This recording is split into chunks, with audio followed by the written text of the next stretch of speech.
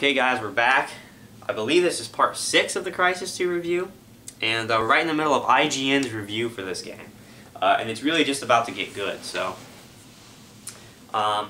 it says here that Crysis 2's occasional narrow tunneled areas are almost never combat scenarios.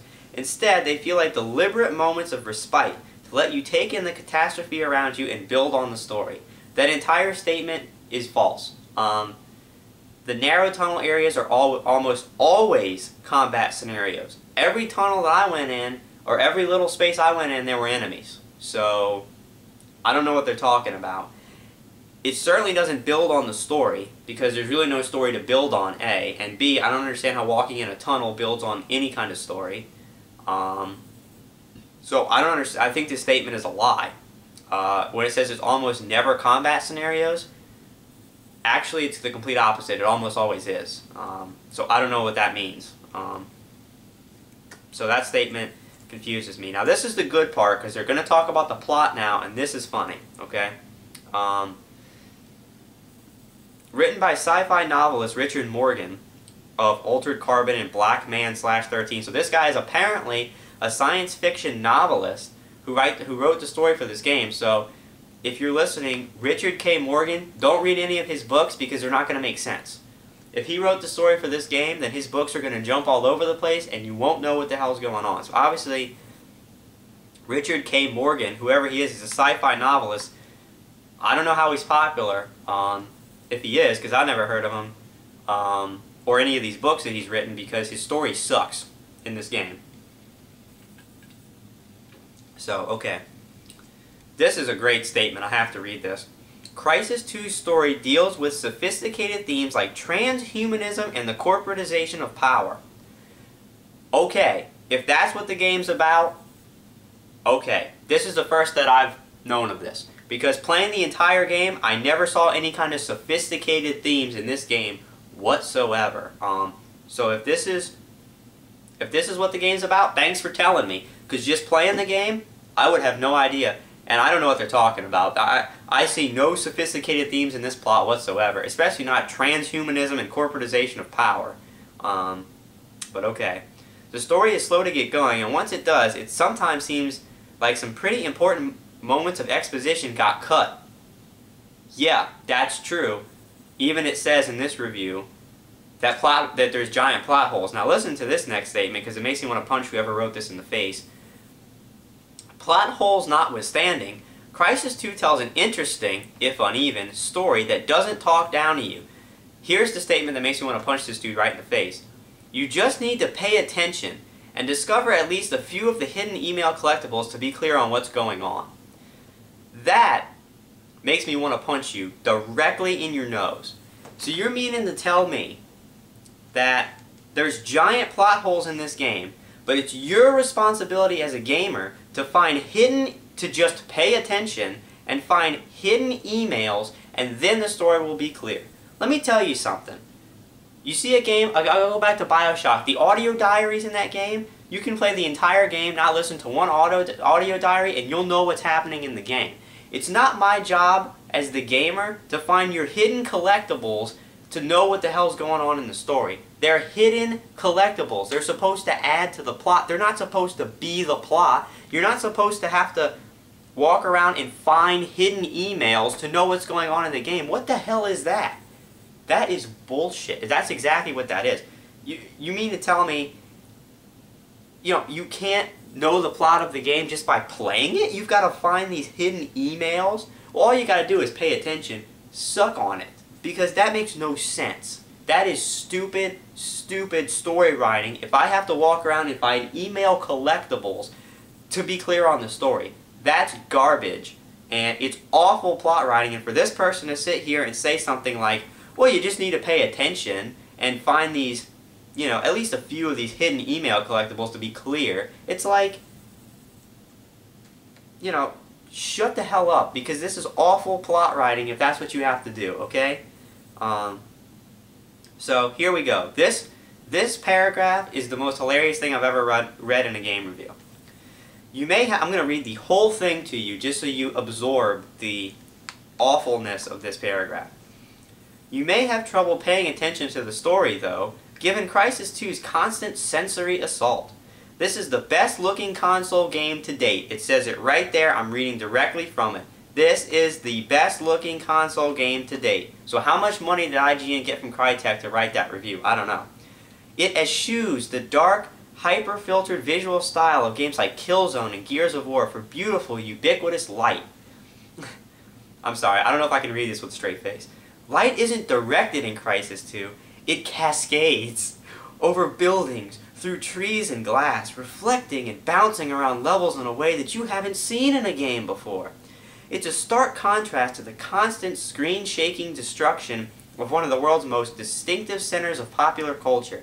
It's difficult not to get caught up watching the FDR drive ripple and fall to pieces in a roar of shifting concrete and a cloud of debris, or making your way past other shattered landmarks.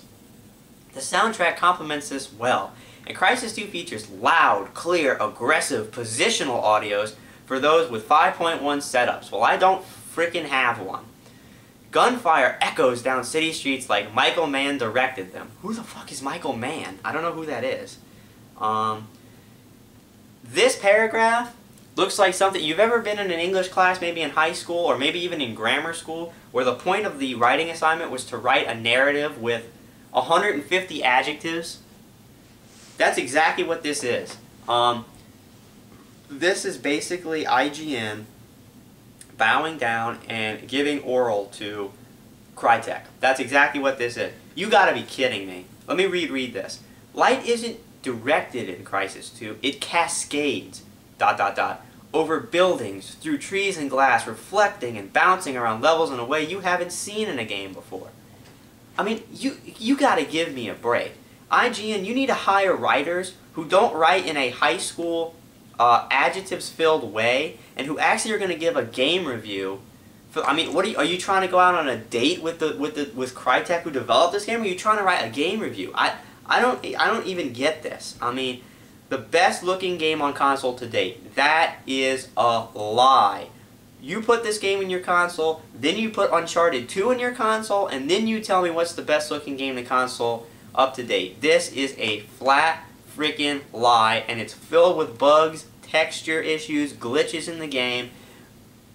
The engine for this game, CryEngine 3, sucks horribly, and this is a lie.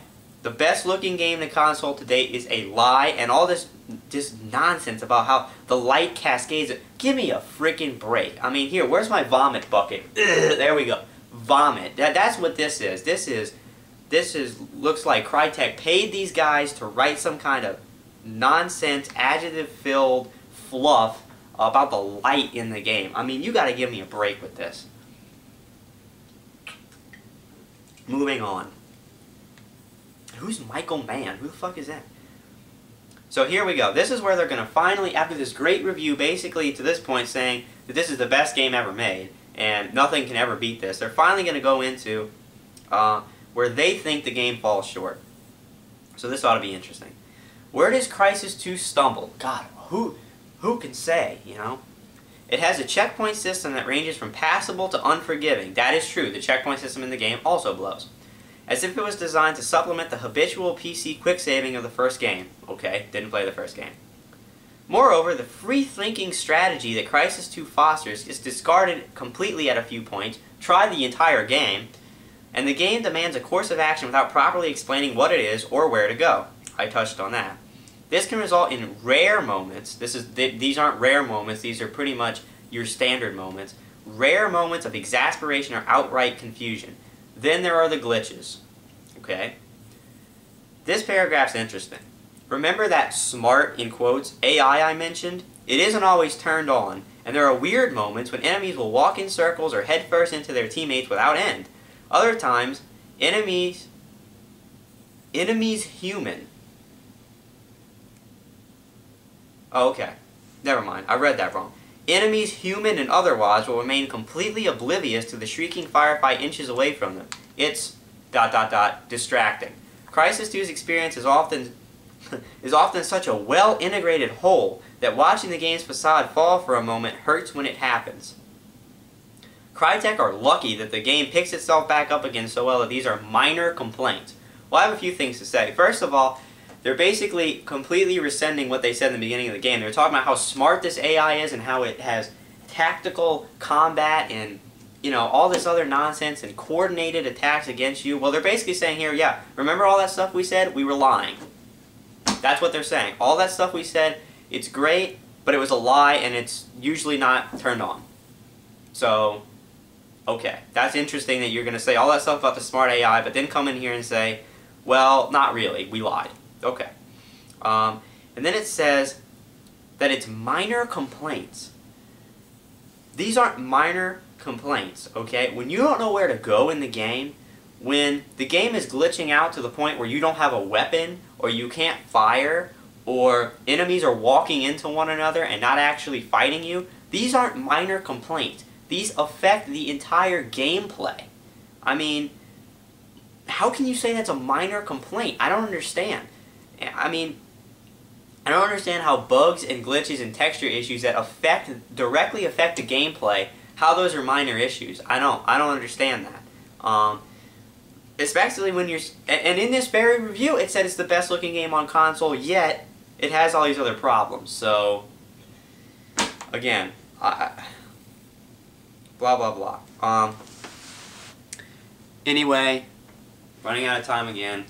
We'll read the last paragraph because this talks about multiplayer, but the last paragraph says the PS3 version of Crysis 2 has particular idiosyncrasies. Well, this is the version I played. After playing both console versions and playing through the same set of levels multiple times on both consoles, it became clear that PS3 version is lacking somewhat in comparison to the 360 version. The game still looks great on PS3, but the frame rate is less consistent, the resolution is lower, in the neighborhood of 10% lower than the Xbox 360 release. I don't know how they came up with that number. And certain graphical effects and some lighting appear dialed back, so basically the game's completely effed up on PS3.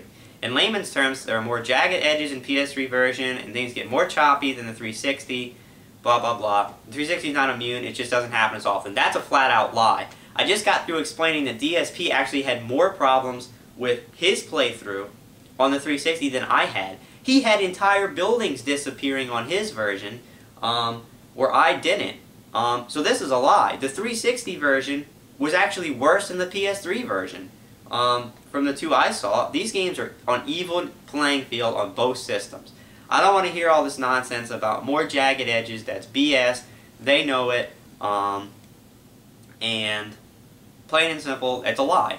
The 360 version is not better than the PS3 version. As I said, DSP's 360 version had way more problems in it than my PS3 playthrough of it. And I'm pretty sure it's just whatever glitch comes up when you're playing Russian roulette with the glitches on this game. Whatever one comes up is going to happen on either console.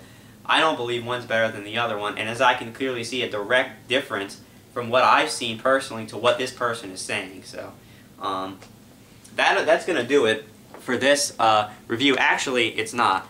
I'm sure you're wondering, what rating did IGN give the game? After this review, what did IGN rate the game? They rated it a 9 out of 10, which is absurd.